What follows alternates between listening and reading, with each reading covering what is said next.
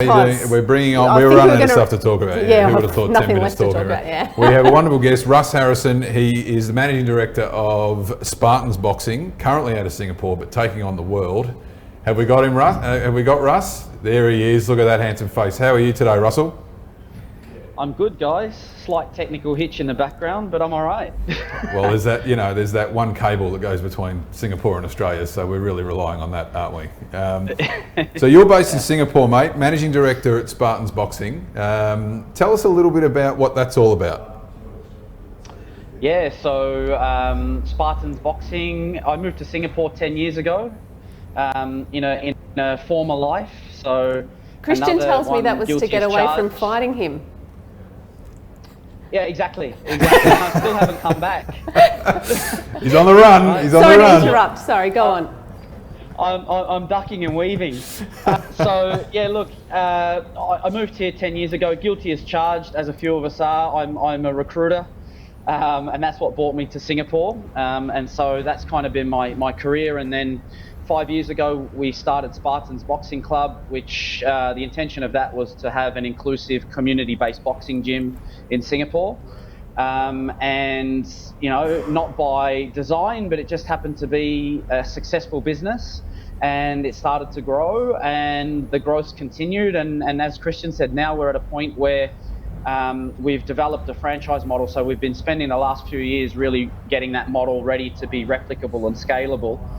So late last year, I threw it in as a full-time recruiter and stepped over to be a managing director of boxing gyms, which is for me a dream come true. I've been involved in boxing and martial arts pretty much all my life. So to make that jump is I'm one of the lucky ones at the moment, that's for sure. Well, Russ, we're seeing some graphics. I don't know if you can see them. We're seeing a little bit about the Spartans Boxing Gym. I mean, you and I have been around a long time. If we walked into a boxing gym 15 years ago, it's a pretty intimidating place for the average person. I think you described it as you're getting sized up as you're walking in the door. The thing that excites us the most about this, and I'm sure it would be for anybody else, is that you're talking about community-based. That's a very nice thing to say, but you're talking about actually having kids involved and running classes and training so that it's nothing like a boxing gym of 15 years ago. Yeah, correct. I mean, the places that you and I grew up in, it's spit and sawdust, right? That's right. You walk in, the first thing that hits you in the face when you walk into those sorts of gyms is the funky smell. Yeah, right. So look, right from the outset, we had designed gyms to be inclusive environments. The reason that the gap in the market that was in Singapore and now that we've found is pretty much all over the world is that boxing gyms are intimidating, they're male dominated, they're smelly. Although boxing as a sport and a martial art is great for everybody. And so at the outset we said we don't want to be a fight gym, we want to be a community gym that's inclusive for everyone. So we started running kids only classes, we've got women's only classes. Fantastic. We set out with, right from when we started, boxing without bruises is our catchphrase. So it's the 90% of people that walk through our door, they want to get fit, have fun, be part of a community, but they don't want to get punched in the face. And that's really sort of what our business is all about. I love it. I love it. Now, our theme for today has been getting past the fear of growth and coming to what I've today coined the phrase, the line of comfort. Now, I suspect the line of comfort is a fair way in your rearview mirror at the moment. But tell me a little bit about, so you say it wasn't by design, you wanted to start a good gym that was inclusive. That's great. All of a sudden now you can tell us, I know you can tell us what countries you're in and what you're aiming to do in the Asia Pac region. But tell us a little bit about partnerships, taking on staff, specialist staff, because I know how many gaps you've got, mate, it's plenty. And how you're plugging those gaps, because what you do well, you do extremely well. How are you plugging behind what you do well? Yeah, really good question. So, I mean, first of all, in line with the theme of fear for the show, I was fortunate in that I got involved in the boxing club 5 years ago, and it was kind of my side hustle, if you like. And my business partner, he's a serial entrepreneur. He's based in Dubai now. I was fortunate to, I guess, work with him and kind of be mentored with him, and he always gave me enough rope but he was always there for me to fall back on. So I was fortunate in that sense. So I kind of got eased into this full-blown entrepreneurial world. Yes. When it was time to pull the trigger, when we sat there and said, okay, this opportunity now is significant and it really deserves, our full attention, the fear was very real. I'm talking about you jump into something and the things that resonated with you guys were, debt and what debt means and all of that sort of stuff. So all of these things were happening at once. I mean, anxiety in the middle of the night is a real thing. 100%. That's how real the fear is. But then leads on to the next thing that you're talking about. Everybody's got gaps. We know that, some of us more than others. So it's about putting the people around you that are going to fill those gaps. And it sounds so cliche, right? Great people make it. And great people don't always have to be the people that work for you.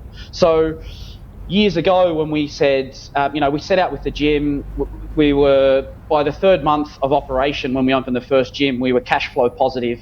So it was washing its own face. The end of the first year, it was profitable and we were in double-digit profit figures in terms of percentages. So we knew that it was a good business, but we weren't very sure how to expand. And so the options that were put before us were, do we own all of our gyms and that's how we expand, or do we build a model that is replicable and scalable and then franchise? And so what happened was we brought in some consultants who were experts in franchising. And they had helped us put together the model, and we've been working with them for the last years. And then we've tried to build a team around it who have got the expertise that we don't necessarily have. So it's really just about getting good people around you, I think. We should listen to this guy. He's all right. Do you still wake up in the middle of the night, Russ? If I'm honest, I do. For different things, for different things. It never goes away, but does it? But, you just find the new way of getting over that next hump. Yeah, correct. And I mean, I think the point that you made, Laura, about, you brought the conversation around debt into it, right? So, and, I'm similar to Christian. The way I was educated back in the good old Melbourne public school system was, debt is scary, don't do it.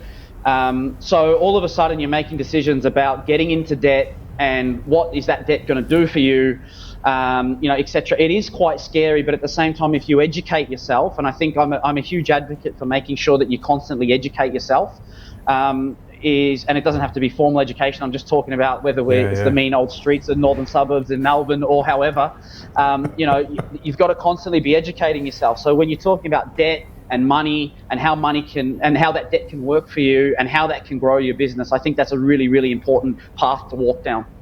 No, good on you, mate. I respect that. So now this is interesting to both of us. Why the franchise model? I'm sure you had the option to fund it yourself and to do it a bit slower, but to go and do it and just go, lily pad along. What's in it? What's in it for you? What's in it for a franchisee? Yeah, good question. So there's a few things.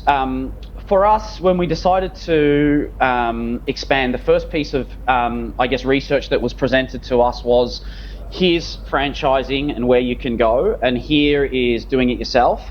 And so doing it yourself, we probably, by this stage, we could have had probably about half a dozen gyms, significant capital investment, a significant number of people to be having to look after. On the other hand, franchising, it's so much hard work to build the model so that you can scale it and it's replicable.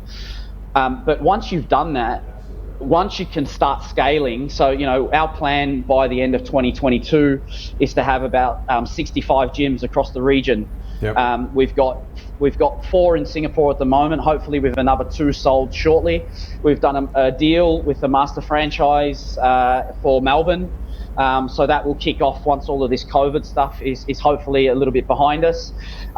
So, the plans are significant. What's in it for us is we can be bigger, faster, we can continue to scale. And fitness franchising, when we started doing it back then, we didn't know as much about it as what we do now. But, if you look at the massive fitness brands that are franchising globally, these are significant businesses. And that's where we want to be. We don't want to be some mum and pop shop with a few gyms around Singapore. We want to be a significant fitness brand across the region and the globe. So that's in it for us. What's in it for the franchisees? There are relatively low barriers to entry to open a boxing gym. Just hang up some bags, get some trainers, and start punching stuff. But that's pretty easy. It's easy, simple. But look, the model that we've built is it really takes all of our business acumen, and anybody who's worked in the industries, Christian, we know that recruitment, love it or hate it, it definitely teaches you all of the vital ingredients that you need to be running businesses. So, we've taken all of my expertise that I've built up over 15 years in the recruitment game. I've got all of Naz's expertise that he's done through multiple startups and exits. We've brought in all of the digital marketing expertise that we can. We've brought in the franchise help to, build the SOPs and the training and all of that stuff. So essentially for franchisees, what we do, number one, is we de-risk their investment, right? For a little bit more to buy the franchise model, it de-risks the investment so much. And if someone knocked on our door 5 years ago and said, hey guys, for a little bit of extra cash, look at all the risk that we remove, we would have bit their hand off for it. Bad. It's true. No, I agree with that. And I think that, I can picture it, I can see it. If you look, there's been just being in Australia, for argument's sake, there's been a lot of growth in the franchising model within fitness and sport. Some of them have different hooks. You look at recently, F45 has had a very good result. Now, they've captured probably 2 or 3 different types of markets. What I love about this, Russ, is again, because we're boxing tragics, you've actually stepped in the ring, you lunatic, but this has got everyone involved. This has got the kids involved. We could take the kids along, and that's just exciting. Oh, hello, we've got some pictures of Russ in the ring. How do you sneak them in? You can send these over yourself, mate. Look at my marketing team, mate. They look after me. Look at that, Russell, the hurricane. But something we've been talking about, Russ, over here is that, and I wonder if COVID's really pushed it even more home, is this concept of community that I think for a few years people have been going more outwardly, whereas now people are really enjoying that sense. Even if you just look at Facebook and you look at all the groups, local suburb communities, and people just want to feel part of something close to home. And so the concept of the gym where the kids and mum and dad and everyone's getting in together in the local boxing gym, it's just bringing everything back. I think my feeling is, as human beings, we want to get back there, and we just haven't quite known how to do it. Agree. And I think we're getting forced there. So, this idea is, I think, really well placed, and it's exciting. Your timing might be good, mate. Your timing might be good. So, since you can't travel here, how are you actually? You can't really travel anywhere at the moment. How are you managing it from, the Singapore Tower? Yeah, so look, we've got good networks across the region, and technology is a great thing. So, being able to talk to our key stakeholders is as easy as jumping on a Zoom call. Being able to market the business into new markets. So obviously we've got different channels in terms of how we do that. I guess the international deals for us at this stage, that is really new for us. So we're ready to go in. We're ready for 7 markets across the region. Awesome. When we're but that is relatively new. Even the deal for Melbourne, it hasn't officially kicked off yet. The contracts are in place to start doing gyms in Melbourne. But we don't need to be there just there. Yeah, we can't do it. So look, we've got a good network, and we're able to keep connecting with people, and I think that's really important. And we always intended to use Singapore as a market for us to. We don't want to have a huge volume of gyms in Singapore, but we do want to have the gyms in Singapore. Correct, and the gyms in Singapore, we want them to be, the sort of flagship benchmark franchises. Singapore's a great place to do that. And so, we're still working really hard on making sure that we are doing well in Singapore, and that all of the businesses are doing well here. Good on you, mate. Well, we have, as usual, run out of time. Too early. Way too early, as always, mate. I want to thank you for coming on today. We'll get some links out to Spartans Boxing Gym. It's very exciting. So you can go back to whatever it is you were doing before you came on today. We really appreciate you here. And maybe we'll do a longer form podcast somewhere along the way and get in a bit more detail. Great. Fantastic. Thanks so much for having me, guys. I really appreciate it. Thank you, Thanks mate. again. Good on you. Good on you. Well, he's all right, isn't he? It's fantastic. He's not